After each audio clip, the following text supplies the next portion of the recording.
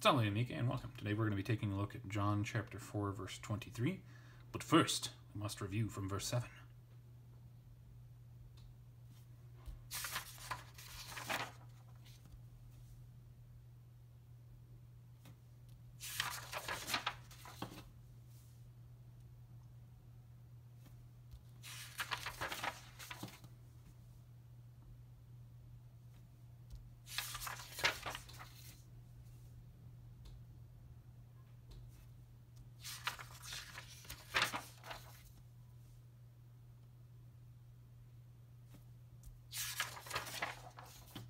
And there we have it. Here's a rubric, everything we're looking for as we go through the text. Let's go ahead and get started.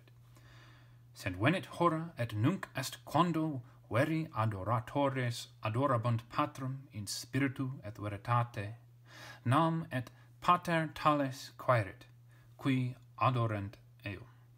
That's as far as we're going to make it. Very first thing we have is a disjunctive, but pretty easy to identify. Then venet. Here we have the IT as our ending, and of course we have veneo, venere, veni, ventum. The problem is identifying, well, what tense is this? And really the only way to know that is to take a look at the Greek. So we're going to do that again. Yay! You'd think by this time I would realize I need to add this sort of thing to my notes. But nope, 4 chapters, 22 verses is apparently not enough. Well, taking a look at this, we have erkatai, not erot.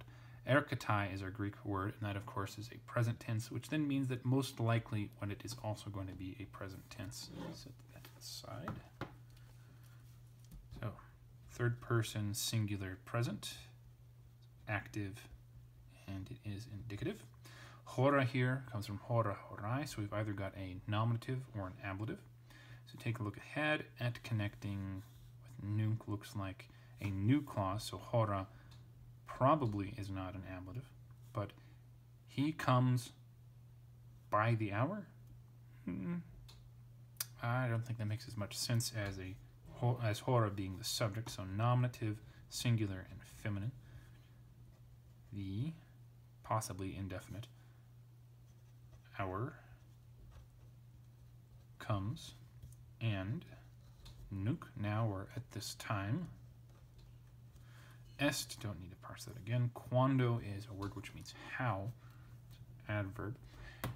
And veri, auditores, and we've got another verb here, so est is going to be part of its own clause, not with these. Because auditores, if we see from the es here, and especially the veri right there, is going to be a nominative, plural, masculine. So then we need to figure out, does quando belong here or does quando belong here? So you've got and now is, or and now how is, or and how now is, which is weird. So quando, at least according to since, doesn't belong in this clause. I'm going to put a comma there to mark it just right. Is, comma. No, it's not. Quando doesn't mean how. When. And now is when, and now when is, or and when now is. There we go, not how. Sorry. Mixing up with some other word that I can't remember right now.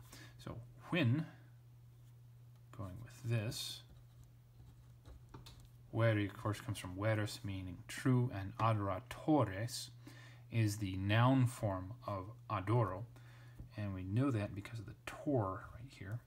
Often in Latin, still with a shaky camera, sorry.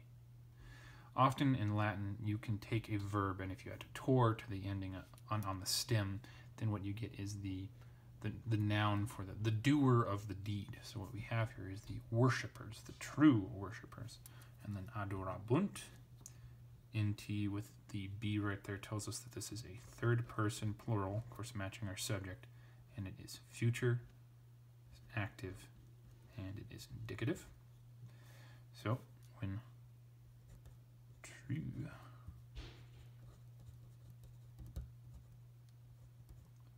two P's or one P?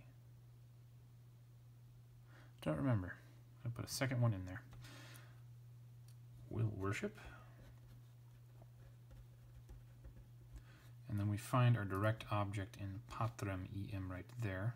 So accusative, singular, and masculine. The father. In prepositional phrase, we see with the you right there that this is going to be plus the ablative. So it's, if it were a location, it would be place where. Conjunction, and veritate is the correct case to be within as well. Nam, ins are a prepositional phrase that doesn't fit in there. So spiritu, of course, singular. Spiritus, spiritus, that will be masculine.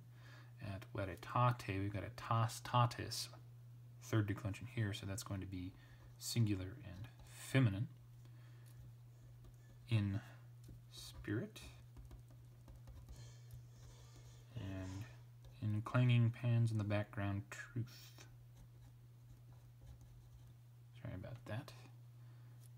Kitchen does need to be cleaned every now and then. Nam, for an explanation. Et immediately following nam means et's not going to be functioning quite the same way as we had it here and here. So instead we need to use one of our other translation options for et. So it could mean also or even. To choose which of the two, we need to take a look at the rest of the clause. So pater with that er right there, we know that's going to be nominative, singular, and masculine. Tales with the es, we've already got a nominative. The et isn't between the two of them, so es must be accusative plural. And then talis, tale, so it's either going to be masculine or feminine in form. Can't be neutered, because neuter would be talia. So, no adjective modifying talis, thus means that we can't really figure out which of the two it is. It could refer back to adoratores, which then vere would tell us that talis has to be masculine, since vere is the only of the three words that actually has clearly identifiable gender. But for right now, we'll leave it as that. Quaerit, our verb it, it's going to be third singular present tense off of the present stem. It's active, and it is, of course, indicative. So then our options are for also, father, seeks for such, or for father even seeks for such. And again, I think either one is good. I'm going to go with also.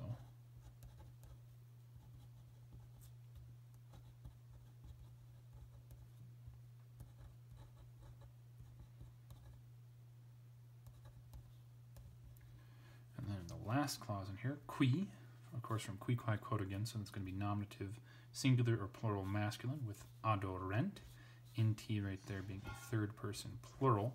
Qui then has to be nominative plural masculine. And we have the E here. So then that means that we have a subjunctive. So we got adora and adora and adora. So it's a first conjugation. The future, of course, is with bunt, so E can't be the future form. Instead, it has to be we beat a giant, if you remember that phrase, and therefore subjunctive. E for the first conjugation. Present tense, active still, subjunctive. So then the question is, why do we have a subjunctive here? Seeks for such who could just be a hypothetical who may worship eum, of course the accusative singular masculine referring to the father. Or this could be an indirect question. Now there is a special rule about indirect questions and relative pronouns. And I think the indirect question, and I'm going to get this wrong, as I think I usually do. Indirect question will of course be subjunctive, but I think it does take qui, a form of qui rather than a form of quis, because a quis introduces just a normal interrogative relative clause. So I don't think there's anything actually special going on here, and this is just an indirect question stated after this. And of course, indirect questions are always just a pain to properly identify. So, seeks such who